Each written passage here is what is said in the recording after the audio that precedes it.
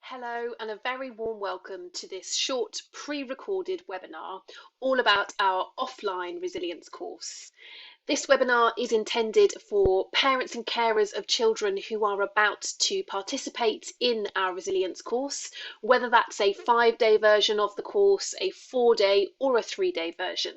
And in this webinar, I'm going to talk you through who we are at Role Models, what we do, why we believe in life skills being so incredibly important, and we'll take a more detailed look at the resilience course and just what your child will be getting up to. I'll also be covering some ideas and strategies for how you can support their development of resilience at home too. So, firstly, to introduce myself, I'm Louise Traherne, Director of Character Education at Role Models, and my role on the team includes creating all of the content of our courses and sessions, both for our offline work and our online work. And my background is in teaching. I was a primary school teacher for 12 years and spent 5 years as a senior deputy head teacher in an independent school in London. And that's given me a really great insight into education, but also the types of skills that young people need in order to thrive in life.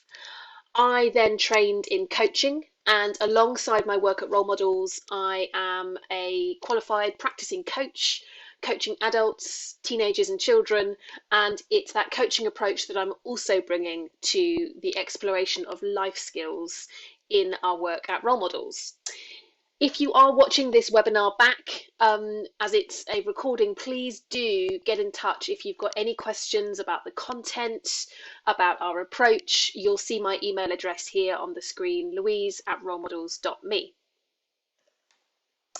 So a little bit about us as a company. Role Models is an impact-driven education provider, and we very much focus on the types of life skills that promote social and emotional well-being, as well as what we like to call dynamic thinking.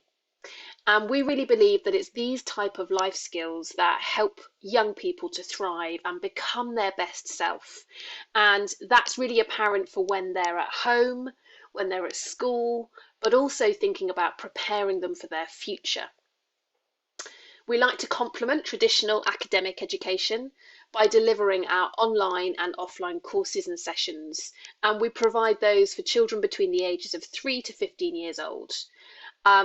Your child is about to be taking part in our resilience course, but you can see that we also focus on a number of different life skill areas, including leadership development, confidence, creative problem solving, collaboration, and also a growth mindset. So why do we believe these life skills are so important? Well, you'll see from all the research and feedback that there are lots and lots of benefits of developing life skills, but we like to focus on sharing the 3 main ones here. Improved mental health and well-being. Now, this has always been and always will be incredibly important for young people to have a healthy grounding in their well-being in terms of their mental health, but also how they view themselves as a person. Do they like themselves? And how does that impact the types of healthy relationships that they make, their levels of happiness, their satisfaction, and how they approach life? Now, I say that's always been important. Right now, particularly during and post a global pandemic, this becomes even more important.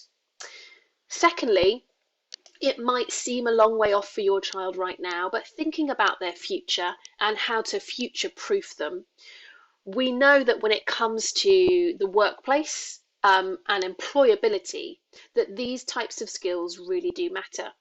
And you'll see from the World Economic Forum, they highlight, and we'll look more closely in a moment, at the top 10 skills that they list. But when it comes to employers, they're no longer just looking for the best candidates that have the top grades and qualifications and exam grades. They're looking for more than that. They're looking for people who can be resilient, who can think for themselves, who can collaborate and communicate effectively, who are empathetic, who have good levels of emotional intelligence.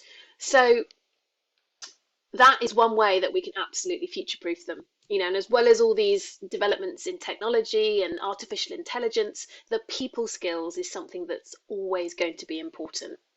The third point here is around academic attainment. I think often we can fall into the trap of thinking it's either or. Do we care about the academic attainment and the curriculum or the softer skills?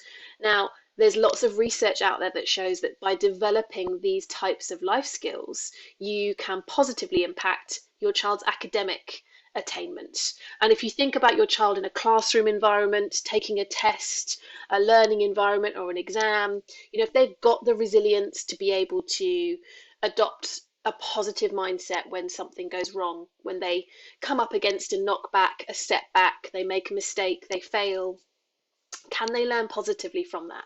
And are they ready to challenge themselves in a healthy way and take risks with their learning? I mentioned the World Economic Forum, and here you can see the 10 skills that are identified as those that are needed to thrive. And taking that theme of academic success alone not being enough. We know the system that we're in. We know academic attainment is important, but it has to be balanced with these types of skills. And you'll see there in that list of 10, we've got skills like critical thinking, emotional intelligence, making decisions and judgment, being able to negotiate, being flexible. And these are the types of day-to-day skills that our courses really do help your child to develop. Now, the course your child's taking with us is specifically about resilience, but I think resilience comes into lots of those areas on that list there, and we'll talk more about everyday application in a moment. So for children aged between 8 and 11, we focus on 4 key areas. As I've said, your child's taking the resilience course with us. The other 3 courses you'll see there, we offer in leadership, creative problem solving, and collaboration. And for the younger age group, we have a whole different set of courses available. Focusing in more detail on the resilience course, and as I've said at the beginning, you might be taking a 5-day version of this course or a 4-day or a 3-day, but here are some of the key themes your child will be exploring. A growth mindset. Now, this is the sort of golden thread that runs through not just our resilience course, but I'd say all of our courses. And this is teaching the children to really understand the difference between a growth mindset and a fixed one. Now, if I have a fixed mindset, it means I have a very firm belief that I'm born with a certain amount of capability, intelligence, and talent. If I feel I'm rubbish at maths, I believe I'm always going to be rubbish at maths. And of course, if that's my mindset, I'm going to be reluctant to put effort in because what's the point? It just proves that I can't do it. I'm going to shy away from taking risks and making mistakes. The opposite of that is what we call a growth mindset, where we really understand and embrace this concept that actually our capability is not defined. It can increase, it can decrease, and the key to that is about the effort that we put in, the practice, and how much we really give to the learning process. Now, if I understand that, I will be much more ready to take risks with my learning, and I'll understand that the mistakes I make along the way are part of my journey to success. But what I can and can't do today does not define me as a person. I know I'm capable of developing. And so a growth mindset is something that we look at in a lot of detail, but not just what is it. And I think, that's often something that schools do very well, but often schools might not have the time to take a real deep dive. Now we know what a growth mindset is. What does it look like and feel like? So how would I show this when I'm with my friends, in a peer group, in a social situation? What does it look like, feel like when I'm in my science lesson or when I'm at home doing my homework? And a big part of that is exploring how we feel about making mistakes. So we look at how mistakes can be marvelous.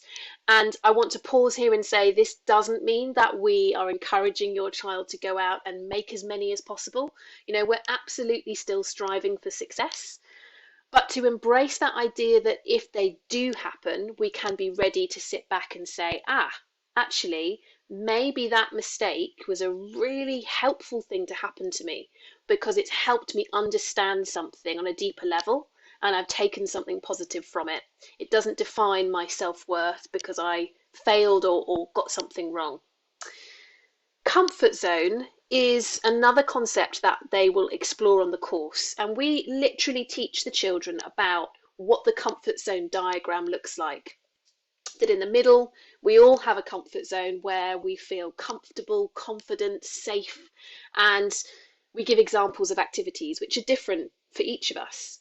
And then we say, what does it feel like when we step outside of that comfort zone and we step into our learning zone where we feel a little less comfortable? We're probably likely to make more mistakes, but actually we also feel more challenged, more alert, and we do our best learning.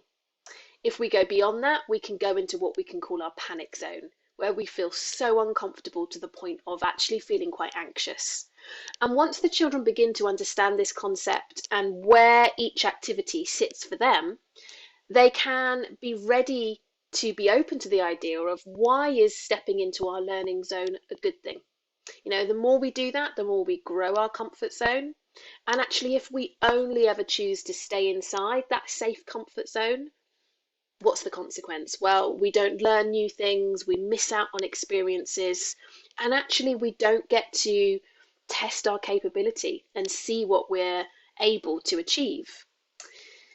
Gratitude and mindfulness are two concepts that we'll also touch upon this week. And for us at Role Models, gratitude is not just about being ready to be grateful and thankful for what we're fortunate to have.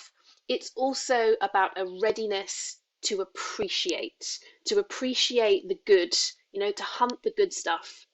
Because often we're all hardwired, but I think particularly children sometimes, to focus on the bad stuff, to be ready to say, this went wrong in my day, or I made a mistake with that. And we forget all the other good things that have happened, and we have that negative bias. So gratitude is about being ready to spot and to celebrate. And it is possible to actually, if we commit to that as a habit, to rewire our brain and explore how gratitude can really help us develop a positive mindset. Mindfulness, we all know the benefits of this as a practice, but in the context of our resilience course, it's about making sure we have time to connect with the present moment, to make sure we are in touch with what we're thinking and feeling. Because if we're not in touch with what we're thinking and feeling, it's quite hard to respond in a resilient way.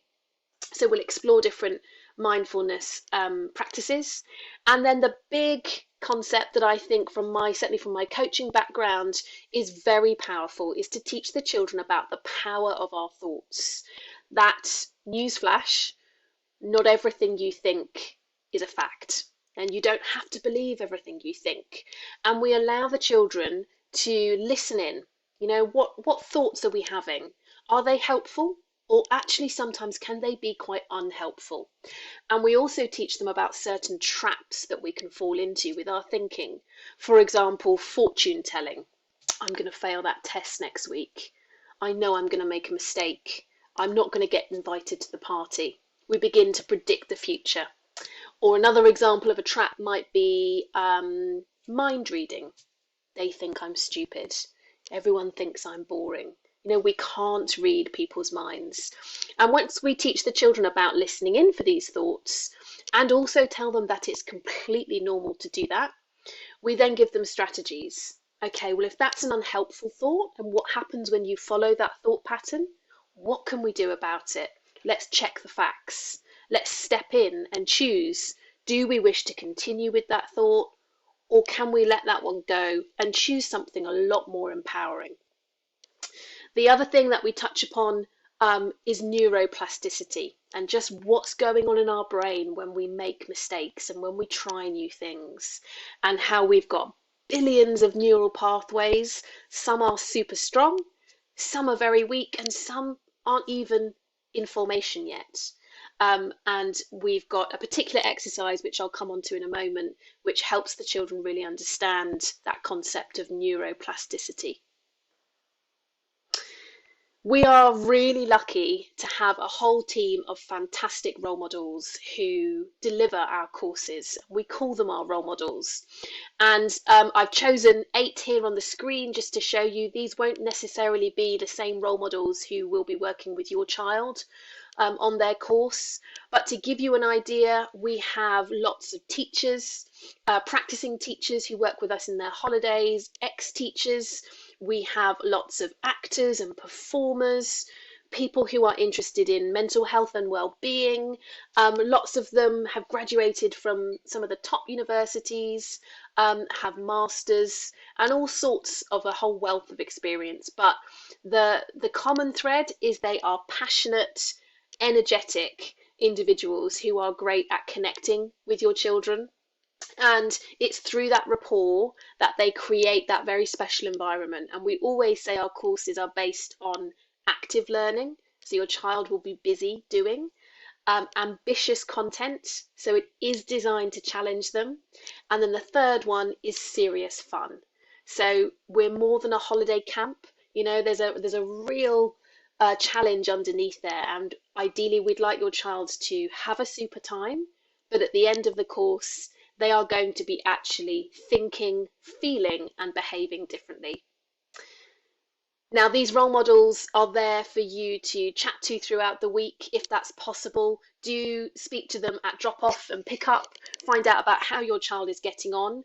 But also they will be completing an individual report for the children they've worked with, which will outline what progress they've seen throughout the course, and also will outline where to take it next. So what's the next step for your child to further their development? A few examples of some of the activities from the resilience course. Lots of parents will say, you know, okay, I understand what you're covering. How do you do it? So one of the practical challenges is we say to the group, here's a ping pong ball. Your challenge is to get the ping pong ball from one end of the classroom to the other without touching it. And we give them these long cardboard postal tubes. There's lots of discussion. And by the way, none of these challenges are ever easy. They're designed to help put the children in a place of feeling stuck.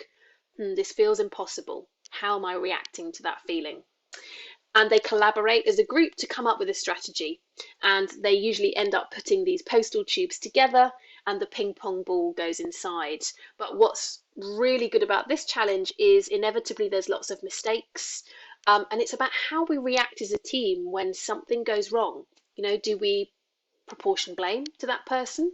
Can we refocus? Can we talk about where are we going wrong as a team? Let's try it again. Let's learn from that mistake that we keep making. And can we keep a positive mindset here?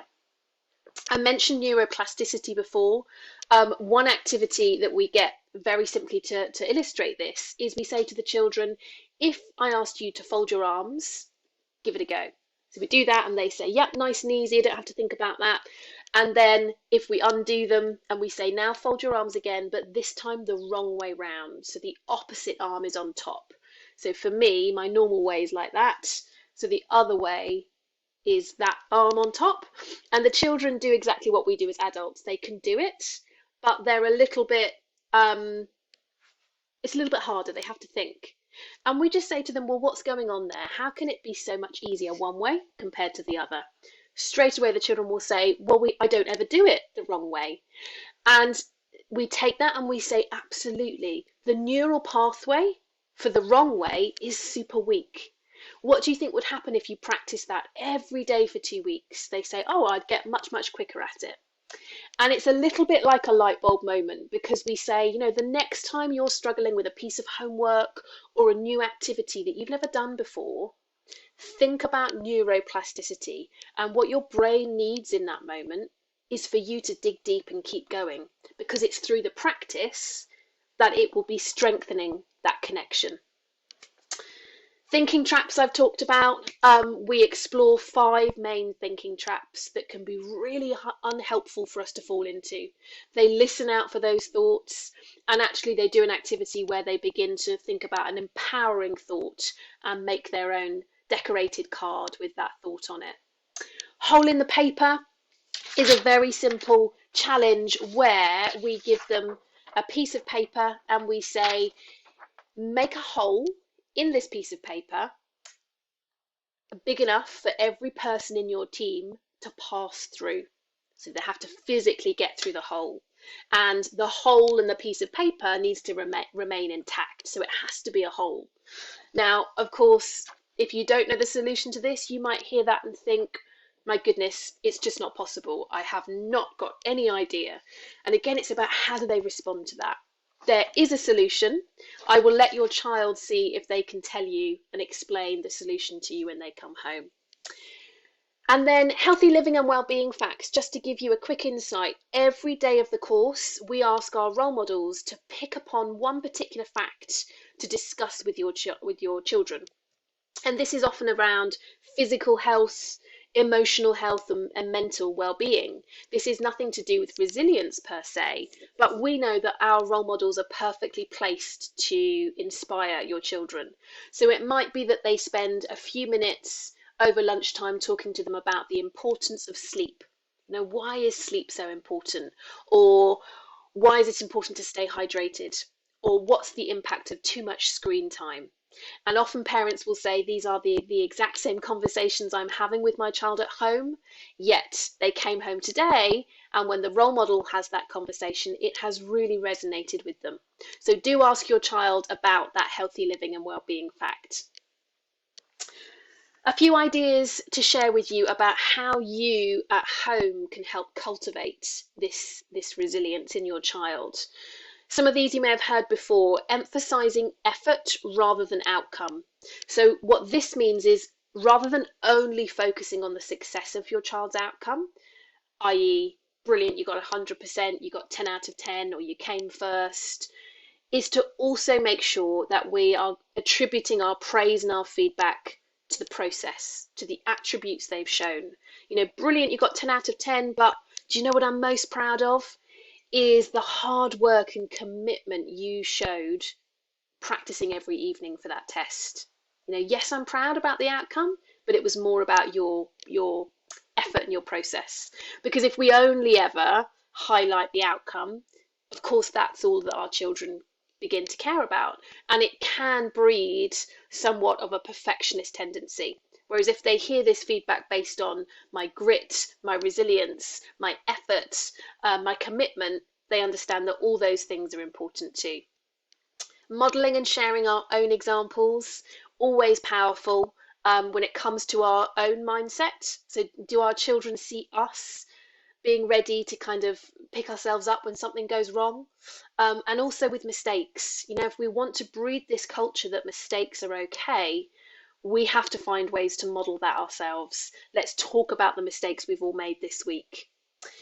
Recognizing and praising progress. Often children, I think, fail to be able to see their own progress. So this might sound like if your child is sitting there struggling with a piece of homework, is to say, okay, I see you're not quite there yet. You've not mastered this, but look how far you've come in the last 20 minutes. Or look how far you've come since this time last week. Or remember when you felt this way about learning karate. You found that so tricky to begin with, and now you love it, you've mastered it.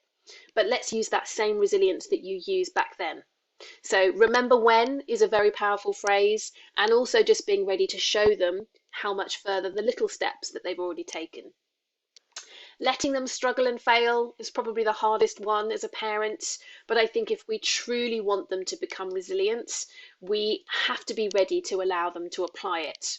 So maybe rather than stepping in and preventing them from experiencing any form of adversity, is to be ready to just pull back and say, I can see you've had a really tough day. Let's talk about it. Let's talk about that uncomfortable feeling. It's not going to last forever.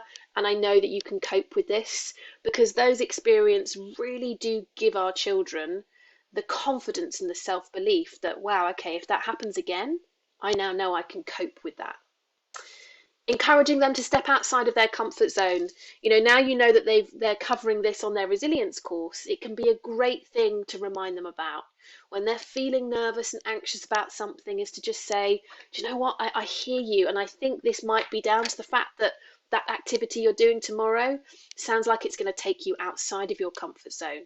Let's just take a moment to remind ourselves why that's going to be a good thing. Remind them how the brain works, give them that reminder about the neural pathways and the folding of the arms. Now is the moment when your brain needs you to commit to this, to really strengthen that pathway. And then the last one here I have to suggest is a suggestion about reframing the language that we're using. And this could be as a family as a whole, rather than I have to, I have to do my homework, I have to go out for that run, I have to go and do whatever it might be, is to rephrase it to I get to. Okay, do you know what? I get to go and set my things out to do my homework on my own desk. That's a real privilege. That's a good thing. I get to go on a run now. Is to try and find the ways to appreciate it rather than say I've got to do this, I have to. And that really simple reframe can actually change our mindset. And it might be an effort to begin with. It might be that we don't quite believe it ourselves, but it can edge ourselves nearer to that point of being much, much more likely and ready to commit to it. For those of you who want to know a bit more about a growth mindset, I have included a link to a video here on this slide, which goes into a lot more detail. Now, one of the things about any form of learning and course within education that we all know about is, how do we embed it? How do we make sure your child doesn't have a fantastic week with us and then forget about role models altogether? Well, we're really passionate about this bit, so we do a number of different things. You as parents will receive a daily email from the role model working with your child's group for every day of the course. And in that email, they will outline what they've covered, what the activities were, and it serves as a really great way for you to connect with your child when they come back. Wow, your role model said that you've done this, this, and this. Tell me about that challenge. Because we know often children come home and will give you very little back. So use that email to promote that discussion. You'll also receive the end of week report on your child that I mentioned after the course is finished. And we'll also send through 10 top tips for you as parents. How can you continue to cultivate resilience at home? For the children, they will be sent 3 follow-up videos, and we like to space these out. So the first one they'll get 2 weeks after the course has been finished, and then the next one 4 weeks after the course, and the following one 6 one. And they're short videos. Hey, do you remember what you talked about on your resilience course? Remember those thinking traps? Have you been falling into any recently? A good way to help them recall. Letters. The children write a letter on the last day of their course to themselves, to their future self. What do you hope that your future self is doing and putting into practice when it comes to their resilience? We hold on to those letters and we post them to your child about 2 weeks after the course is finished. And again, just receiving that letter in the post is a really good way of thinking about all of the learning they've covered. All of the participants receive a passport and a certificate for completing the course, and the passport lists 4 key skills, right? So you can see the 4 things that I've worked on to do with my resilience are these 4 things here. A couple of quotes I wanted to include that we also share with the children during the course. That idea that becoming is better than being. I think often children think if I can't do something straight away, I'm a failure and it's a reflection on me. It means I'm rubbish.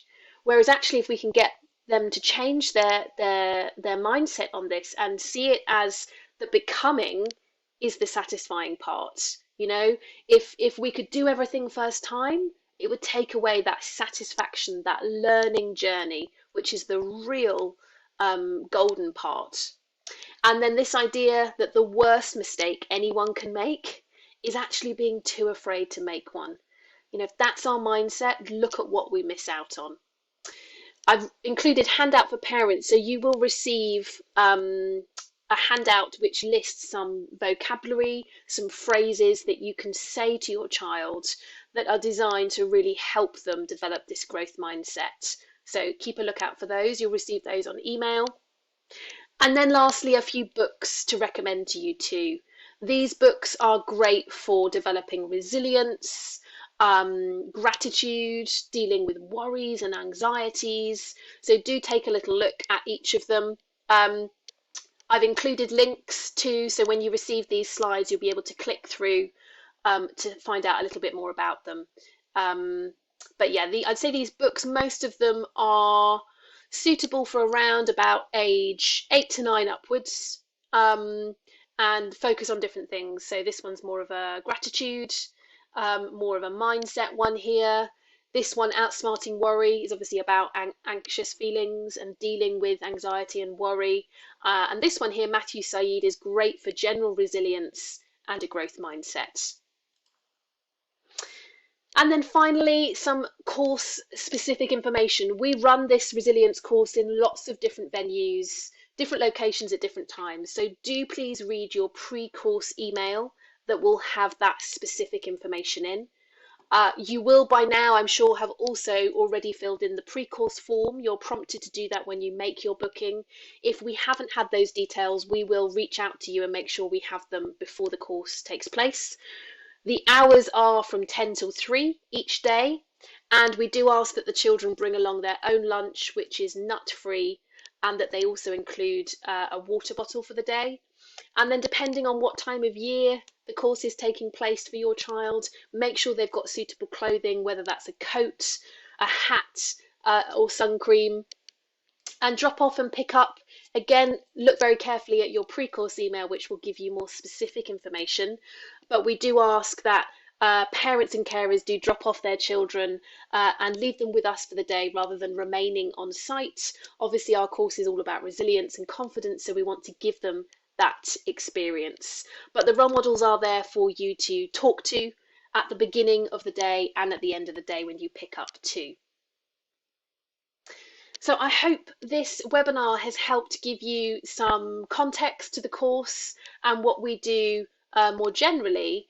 And I also really hope that your child is looking forward to their experience with us and that they have a fantastic resilience course. Please do get in touch if you have any questions at all. You can email us, give us a call, check out our Instagram and look at our website and newsletter. And I hope they have a fantastic time, and I hope that you found this webinar helpful. Thank you.